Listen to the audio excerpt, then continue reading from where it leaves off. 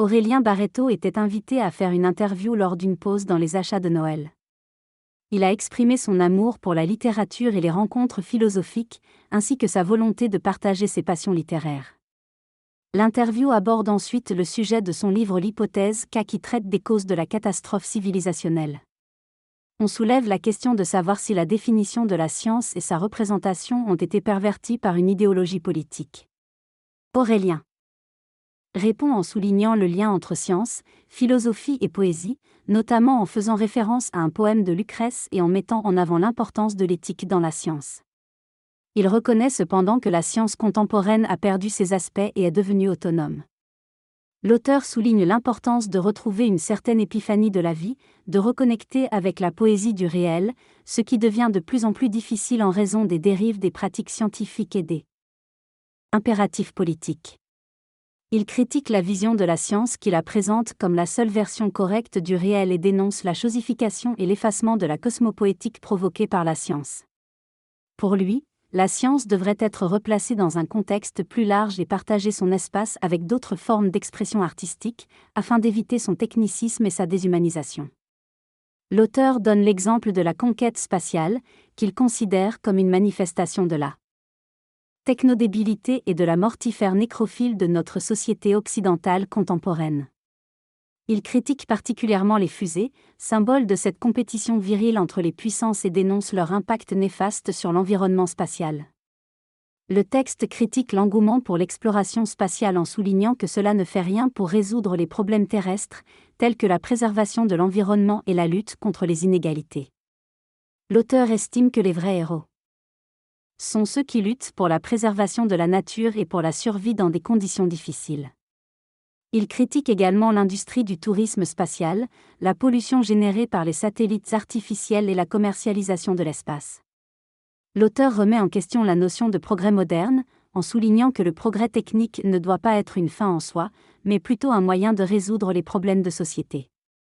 Dans ce discours, l'orateur remet en question l'idée de progrès et de durabilité, soulignant que nos choix actuels ne nous rendent pas réellement heureux.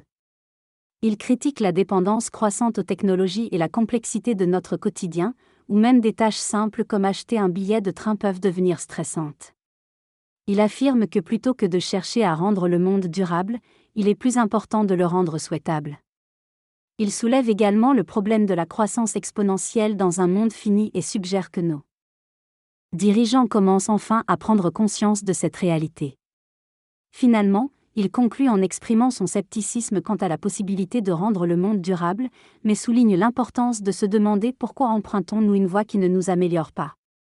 L'interviewé explique que le réchauffement climatique, bien que problématique, n'est pas la seule préoccupation en ce qui concerne l'extinction massive du vivant. Il souligne que d'autres piliers de l'habitabilité de la planète, est-ce que la biodiversité, la pollution et la dégradation des sols, sont également en danger.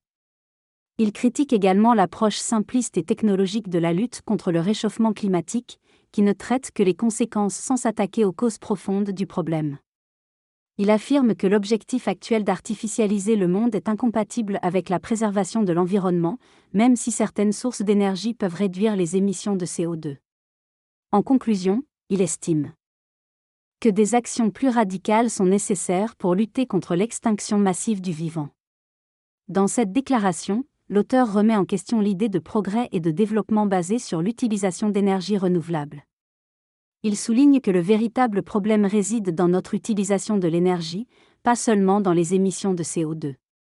Il met en garde contre le fait que même avec des sources d'énergie propres et infinies, nous continuerons à dévaster l'environnement, comme en témoigne l'état désastreux des fonds marins. Il partage également son inquiétude quant au manque de bonheur et de sensibilité chez les jeunes d'aujourd'hui, et critique notre manière néocoloniale d'habiter le monde. L'auteur dénonce la trahison de la science, qui détient à la fois le remède et le poison, et appelle à une résistance contre les politiques et les activistes qui dénaturent les véritables enjeux écologiques. Il utilise le terme de trahison pour souligner le courage nécessaire pour remettre en question les normes établies et proposer des changements véritablement durables. La trahison consiste à revenir à une fidélité à ce que nous devrions être, à une fidélité à nos aspirations plutôt qu'à simplement faire ce qui est attendu de nous. La plupart de ces attentes sont en réalité contraires à nos pulsions fondamentales. Aujourd'hui, ce qui nous tue avant tout, c'est notre manque d'imagination et notre inertie. Nous devons nous ouvrir à la contingence et embrasser les différences étrangères plutôt que de les craindre. Trahir, c'est remettre en question nos valeurs et considérer la possibilité de refondre nos constructions sociales. La posture qui consiste à dire qu'est-ce qu'on pouvait faire d'autre est fausse et raciste, car elle invisibilise les autres cultures qui ont existé et qui ont montré d'autres façons d'habiter le monde. Finalement, l'Occident contemporain a transcendantalisé son immanence en sacralisant la profanation, ce qui est une vision problématique. Dans ce passage, l'auteur évoque le fait que l'Occident prend de plus en plus de place dans le monde, en ne remettant pas en question ses pratiques et en s'entêtant dans la voie de la conquête spatiale. Il critique l'idée de conquête spatiale en la qualifiant de néocolonialisme et de geste arrogant. Il rappelle que nos prédécesseurs du Paléolithique et du Néolithique étaient des explorateurs qui essayaient de nouvelles formes d'organisation politique et symbolique face aux impasses. L'auteur pense que la faillite de ce que l'Occident représente est symbolique et ne réside pas seulement dans la pollution des fusées, mais dans la perte du lien avec elle ailleurs. Il fait également référence à Thomas Pesquet et à sa vision de la conquête spatiale. L'auteur se demande si un jour le politique pourra redevenir compatible avec une forme de dignité et d'idéalisme, mais reconnaît que le système politique est verrouillé, rendant difficile le changement. Il souligne également le génie du capitalisme contemporain qui trouve des moyens de transformer des événements négatifs en source de croissance. L'activité va connaître une hausse, notamment dans les cliniques privées si les hôpitaux ne peuvent pas accueillir. Ce système génère de la croissance, peu importe les actions entreprises. Les politiques sont également pris dans cet engrenage. Il est facile de blâmer les politiciens, mais nous avons les représentants que nous avons choisis démocratiquement. Il y a également des mouvements qui proposent une révolution poétique, mais il est peu probable qu'ils soient élus. L'image du monde montre que l'extrême droite prend le pouvoir plutôt que les présidents écolos. Il est donc injuste de tout mettre sur le dos des politiques, car ils font ce qu'ils avaient annoncé. Il y a aussi un problème de représentativité dans les modes de gouvernance occidentaux. Il est temps de revoir notre système de représentation, en envisageant des solutions comme les assemblées citoyennes où des personnes tirées au sort prennent des décisions impopulaires mais nécessaires, et qui seront également touchées par ces décisions. L'idée de référendum n'est pas intéressante car cela repose sur l'opinion publique sans réelle compétence. Les assemblées citoyennes, quant à elles, permettent une formation des membres, des interactions avec des experts et une prise de décision éclairée. Dans ce passage, l'auteur souligne l'intérêt des assemblées de citoyens pour favoriser les échanges et la prise de décision démocratique. Il évoque également la nécessité d'une refonte constitutionnelle pour que ces assemblées aient un véritable pouvoir décisionnel. Il critique le manque d'humilité des politiciens actuels et déplore que des personnalités qui sortent de la norme soient immédiatement disqualifiées.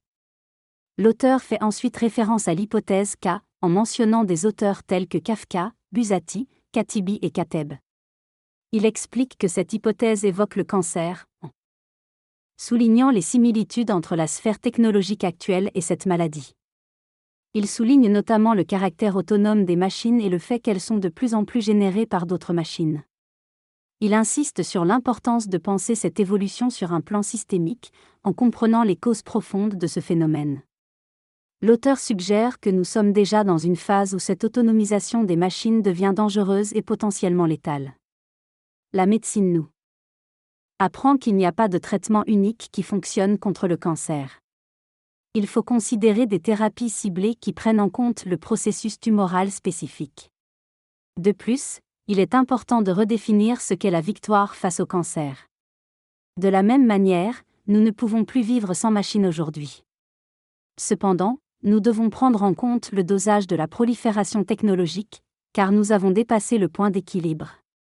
L'équilibre est nécessaire dans tous les aspects de notre vie, comme l'alimentation. Alors que nous ne souhaitons pas revenir à l'âge des cavernes, nous devons trouver un équilibre entre la technologie et d'autres aspects de notre existence. Il est important de ne pas légitimer la production d'un objet simplement parce qu'il est constructible. La technologie ne devrait pas être justifiée par sa seule possibilité, mais par une utilité réelle et nécessaire. Le combat entre le prosaïque, la production reproductible et utile, et le poétique, l'épiphanie de l'imprévu, le sens et la jouissance, est le plus structurant de notre société. Il faut trouver un équilibre pharmaceutique entre la technologie et la poésie pour habiter ce monde de manière satisfaisante. Le poétique est ce qui compte réellement, ce qui nous rend heureux, qui nous fait pleurer de joie ou de tristesse. Il n'est pas mort, bien qu'il semble relégué au second plan dans notre société. L'amour, par exemple, est fondamentalement poétique, contrairement au sexe, qui est davantage lié à la reproduction. L'amitié est également différente, car elle permet de construire des réseaux sociaux. Il faudrait donc réfléchir à la manière dont on aborde ce combat dans tous les domaines, sans opposer le poétique au prosaïque. Il ne faut pas croire que les écrivains, les chercheurs et les libraires sont du bon côté du monde, et que les éditeurs de jeux vidéo, les maçons ou les astronautes sont du mauvais côté. Le poétique est présent partout, même dans les régimes totalitaires. La manière dont on exerce notre métier est plus importante que sa nature. La science peut aussi être poétique, comme le montrent des scientifiques qui posent des questions naïves et qui ont une vision poétique de la réalité. Les mathématiques, par exemple, peuvent être à la fois prosaïques et poétiques, selon l'approche adoptée. Il est important de ne pas chercher à rendre la recherche scientifique plus compétitive et plus rationnelle, mais plutôt à préserver son caractère poétique. Et à éviter de céder à l'idéologie du scientisme, qui considère que la science dit tout. Le discours porte sur le fait de ne pas vouloir arrêter la science, en soulignant son potentiel révolutionnaire et magnifique. Il est souligné que la science ne doit pas être complice de l'affaissement du sublime, mais au contraire être habitée poétiquement.